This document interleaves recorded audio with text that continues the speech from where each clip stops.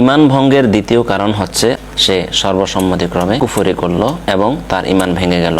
পীর ফকিরের মাজারে সিজদা করা, গুরু সহায়, খাজা ভরসা, ফাতেমা ভরসা, রাসূল ভরসা। এখানে আরেকটি বিষয় আমাদের মনে রাখতে হবে, শিরক, বিদআত, কবর পূজা, মাজার পূজা সহ অনেক অপরাধ বাসা বেঁধেছে। সুপ্রিয় দর্শক, ইমান ভঙ্গের দ্বিতীয় কারণ হচ্ছে আল্লাহ এবং বান্দার মাঝে কাউকে মাধ্যম হিসেবে গ্রহণ করা। উলামায়ে কেরাম বলেছেন, মান জাআলা বাইনাহু ওয়া বাইনাল্লাহি তাআলা ওয়াসাইতা ইয়াদউহুম ওয়া ইয়াসআলুহুমুশ শাফাআতা ওয়া ইয়াতাওয়াক্কালু আলাইহিম ফাকাদ কাফারা ইজমাআন। যে ব্যক্তি আল্লাহ এবং বান্দার মাঝে কাউকে মাধ্যম তৈরি করে, তাদেরকে ডাকে এবং তাদের নিকট শাফাআত কামনা করে এবং তাদের উপর ভরসা করে, সে সর্বসম্মতিক্রমে কুফরি করল এবং তার ঈমান চলে গেল। উক্ত প্রকারের শিরক বোঝার জন্য আমরা দুইটি পয়েন্টে আলোচনা করতে চাই।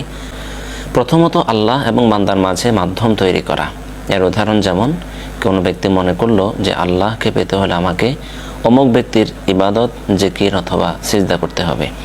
সুনির্দিষ্ট কারো ব্যাপারে এই আকীদা পোষণ করা, মহান আল্লাহর অনুমতি ছাড়াই তিনি আল্লাহর কাছে সুপারিশ করতে পারবেন।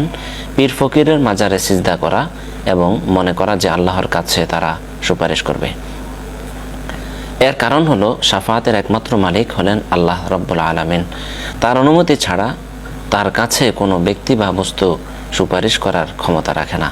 সূরা জুমারের 44 নং আয়াতে মহান আল্লাহ তাআলা ইরশাদ করেন, কুল্লিল্লাহিশ শাফাআতু জামিআ লাহু মুলকুস সামাওয়াতি ওয়াল আরদ। বলুন, সমস্ত সুপারিশ আল্লাহরই আয়াত্তাধীন, আসমান ও জমিনের সার্বভৌমত্ব তারই।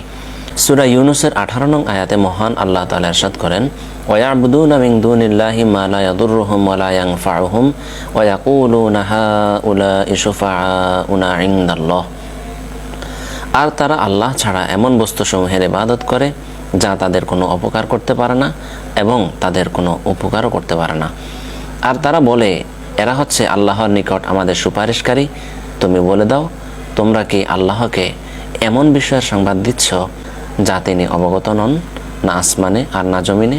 তিনি পবিত্র এবং তাদের মুশরিকি কার্যকলাপ হতে তিনি অনেক ঊর্ধ্বে। দ্বিতীয়ত, আল্লাহ ছাড়া অন্যের উপর ভরসা করা। কোনো পীর, অলিয়া উলিয়া, জীবিত বা মৃত কোনো বুজুর্গ বা বিশেষ কোনো ব্যক্তির উপর ভরসা করে কোনো কাজ শুরু করা। কেউ যদি বলে গুরু সহায়, খাজা ভরসা, ফাতেমা ভরসা, রাসূল ভরসা, তাহলে তা শিরক হবে। একমাত্র আল্লাহর উপরই ভরসা রাখতে হবে, অন্যথায় ঈমান বিনষ্ট হবে। সূরা মায়দার 23 নং আয়াতে মহান আল্লাহ তাআলা ইরশাদ করেন, ওয়া আলাল্লাহি ফাতাওয়াক্কালু ইন কুনতুম মুমিনিন। যদি তোমরা মুমিন হয়ে থাকো তবে আল্লাহর উপরেই ভরসা করো। সূরা ইউনূসের 84 নং আয়াতে মহান আল্লাহ তাআলা ইরশাদ করেন, ইন কুনতুম আমানতুম বিল্লাহি ফাআলাইহি তাওয়াক্কালু ইন কুনতুম মুসলিমিন। যদি তোমরা আল্লাহর উপর ঈমান এনেই থাকো এবং যদি মুসলিম হয়ে থাকো তবে আল্লাহর উপরেই ভরসা করো। সূরা জুমারের 38 নং আয়াতে মহান আল্লাহ তাআলা রাসূলুল্লাহ সাল্লাল্লাহু আলাইহি সাল্লামকে শিখিয়েছেন, কুল হাসবিয়াল্লাহ আলাইহি ইয়াতাওয়াক্কালুল মুতাওয়াক্কিলুন। বলুন, আমার পক্ষে আল্লাহই যথেষ্ট, নির্ভরকারীরা তারই উপর নির্ভর করে।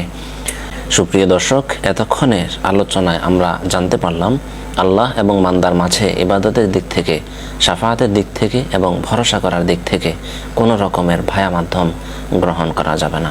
এখানে আরেকটি বিষয় আমাদের মনে রাখতে হবে, তা হচ্ছে শাফাআত আর ওসিলা এক জিনিস নয়। শাফাআত বা সুপারিশ তলব করা হয় কোনো ব্যক্তির কাছে, আর ওসিলার ব্যাখ্যায় উলামায়ে কেরাম বলেছেন, ওসিলার সম্পর্ক হচ্ছে মহান আল্লাহর আনুগত্য ও তার সন্তুষ্টির মূলক কাজকে মহান আল্লাহকে পাওয়ার মাধ্যম হিসেবে গ্রহণ করা।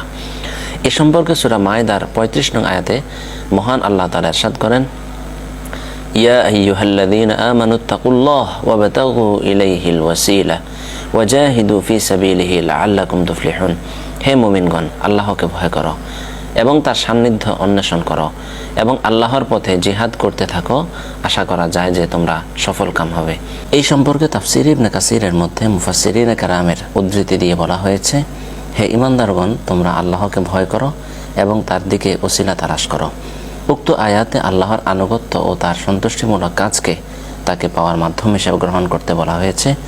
বিশিষ্ট তাবেঈ কাতাদা, মুজাহিদ, হাসান বসরি ও আতা থেকে একই রকম বর্ণনা পাওয়া যায়। কাতাদা বলেন, ওয়াবতাগু ইলাইহিল ওয়াসিলা আয়াতাকাররাবু ইলাইহি বিতাআতিহি ওয়াল আমালি বিমা ইউরদিহ। তাফসির ইবনে কাসির হাদিস ও আসার নং 11902। এখানে এসে কেউ কেউ ওসিলার ব্যাপক অর্থ গ্রহণ করতে চান, যা মূলত সঠিক নয়। সমাজে এমন ব্যাপক অর্থের ছড়াছড়ি হওয়ায় শিরক, বিদআত, কবর পূজা ও মাজার পূজার মতো ব্যাপক শিরকগুলো বাসা বেঁধেছে। তাই ওসিলার সঠিক ব্যাখ্যা সমাজের মানুষের কাছে তুলে ধরা উচিত। আরেকটি বিষয় এখানে বলতে হচ্ছে, তা হলো অনেক ভাই শাফাআত বা সুপারিশকে ব্যাপক অর্থে ধরতে গিয়ে দুনিয়াবি কোনো ব্যাপারে একে অপরকে সুপারিশ করাকে শিরক বলে আখ্যায়িত করতে চান, যা মূলত সঠিক নয়। এক্ষেত্রে সঠিক কথা হচ্ছে, দুনিয়ার কোনো ব্যাপারে মানুষ একে অপরের জন্য সুপারিশ গ্রহণ করতে পারে এবং সুপারিশ করতে পারে।